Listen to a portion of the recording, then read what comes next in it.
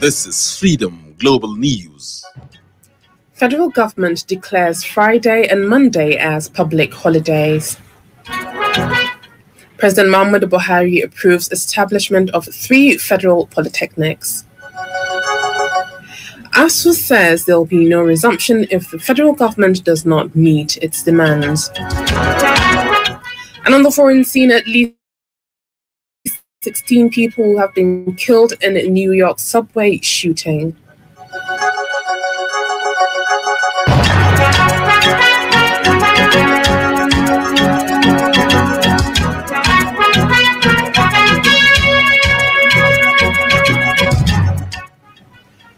Good evening, you listen to Freedom Global News on 99.5 FM. I am Hawa Adamikiawa. Today's the 12th of April 2022, which is equivalent to the 11th of Ramadan 1443 after Hijri. Now the news in full.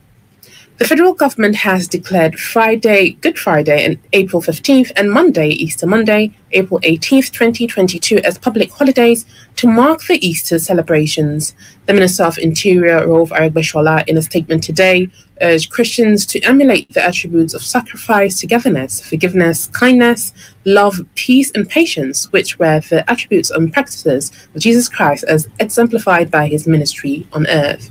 He called on Christians and all Nigerians alike to use the occasion of this year's Easter celebration to pray for an end to all security challenges bedeviling every part of the country. President Muhammadu Buhari has approved the establishment of 3 new federal polytechnics in the country as part of his determination to make tertiary education more accessible. This was contained in a statement issued by the Director of Press and Public Relations of the Federal Ministry of Education, Ben Gong, today in Abuja. The statement said the polytechnics are to be sited in Umeneochi in Abia State, Orogun in Delta State, and Kabo in Kano State. It said the new institutions are to commence academic activities in October 2022. This brings to 36 the number of federal polytechnics in the country. The federal government says the Kaduna-Kano to Dutse railway line will commence very soon. The Minister of Transportation, Rotimi Amici, disclosed this today when he visited the Emir of Dutse, Alhaji Dr. Nuhu Muhammadu Sunusi, at his palace in Garu in Dutse, Jigawa State. During the visit, Amici also declared his presidential ambition while promising to complete all the projects awarded under the President Muhammadu Buhari-led administration if he becomes president in the year 2022. Ask your children to go vote for me for primaries. If I win, I will complete this project. If you stop me by not voting for me, the chances are you are also stopping the rail, and your children won't forgive you. Because the poor man would use the rail at a very cheap cost to get to Kano. We are currently working on the Kano-Kaduna rail. He will also get to go to Kaduna at cheap cost from Kano when he gets to Kano, and possibly also get to Abuja at a cheap cost. If you vote for and I win the primaries and I win the election, I will complete the job from Abuja. So a man... In his remarks, the Emir of Dutse, Alhaji Dr. Nuhu Muhammadu Sunusi, said Nigeria needs a strong and competent leader who is ready to address its current challenges, especially in the northern part of the country. My brother told me, and he will not lie to me, he's a competent person.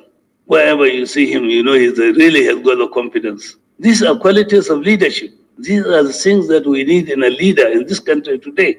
People who are confident, who can face realities, challenges, and also be able to conquer the difficulties and sail through. Dr. Nuhu Muhammadu Sunusi also explained the existing long relationship between him and Amechi, while commending the efforts of Amechi, especially on the railway line, which will link Dutse, the capital city of Jigawa State. And on the sporting arena, Nigeria Football Federation President Amaju Melvin Pinnick has publicly declared he is favorably disposed to hiring expatriate managers for the Super Eagles instead of relying on homegrown coaches. Correspondent Mohammed San Uba has details of this and other sports updates.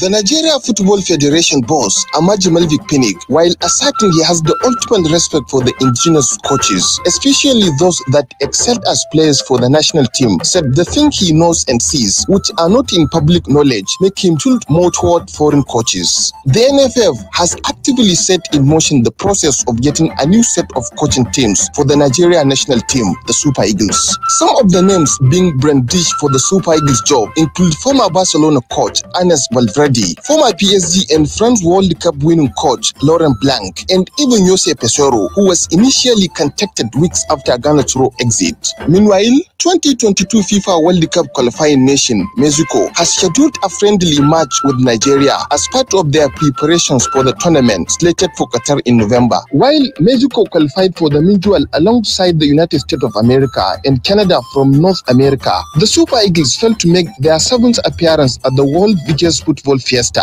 In another update, Super Falcons were held today a 2-2 draw by Olympic champions Canada in the second of their two-leg friendly in Victoria. Nigeria lost by 2 goals in the first leg played on Saturday in Vancouver. In another development, President of the Nigeria Football Federation, Amaji Malvik Pinnick, has been nominated to be part of the newly established FIFA Working Group on Normalization Committees. The NFF boss has not been entirely masterful in the running of football in the country, but he keeps getting recognized by Confederation of African Football, CAF, and even the biggest football governing body,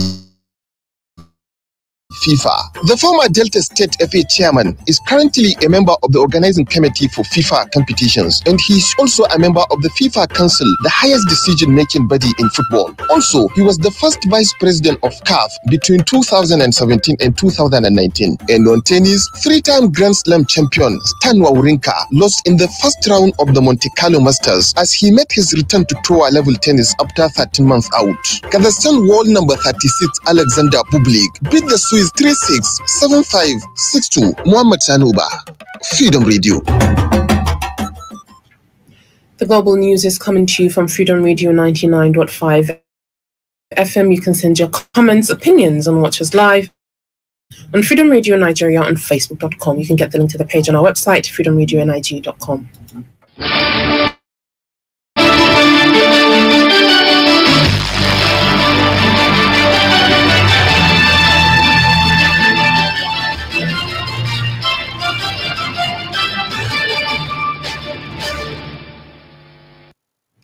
Welcome back. You're still listening to Freedom Global News on 99.5 FM. The Academic Staff Union of Universities of Abuja Zone says there will be no resumption in public universities until renegotiation 2009 agreement is signed, implemented, and the transparency council at the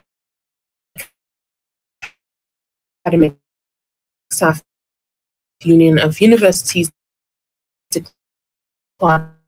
declared a 4-week rolling strike at the University of meeting. No action was rolled over for another 8 weeks following the emergency NEC meeting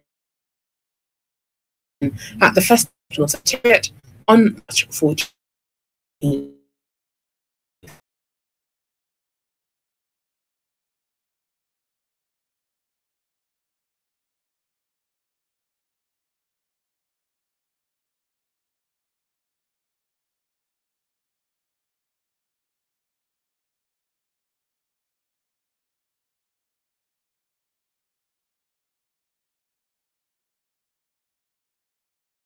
Other institutions and non-governmental organizations to aid and support the government in reviving the education system in the country. He added that Kano State has a large number of youth and students where the support of organizations and individuals is needed to enhance the development of education. Correspondent Medina Shehu Hausawa reports that the rector, Kano State Polytechnic, Dr. Kabiru Bello Dungurawa, assured that they would use the conference hall in developing the educational sector. And on business, Muhammad Abba Abdullahi has updates.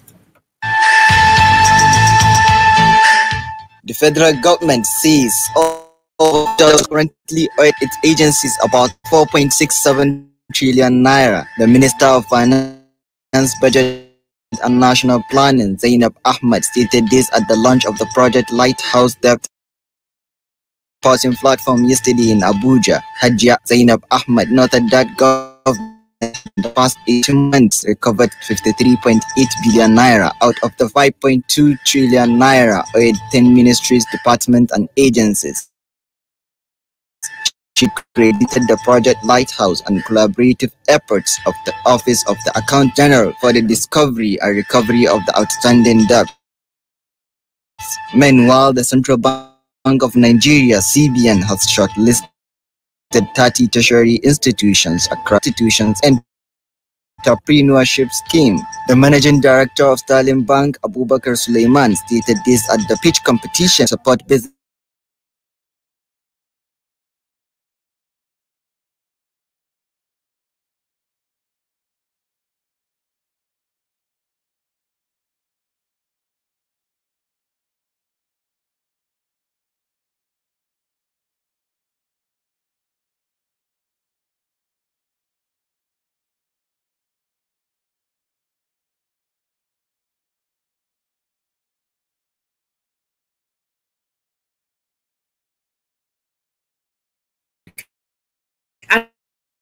Items have been briefed on the situation. The shooting happened around 8:30 local time, which is equivalent to 12:30 GMT today during the morning rush hour. The NYPD Commissioner Kishat Sewell said the incident in Brooklyn is not being investigated as an act of terrorism. Sewell said that the suspect opened the subway before opening fire with a firearm. She confirmed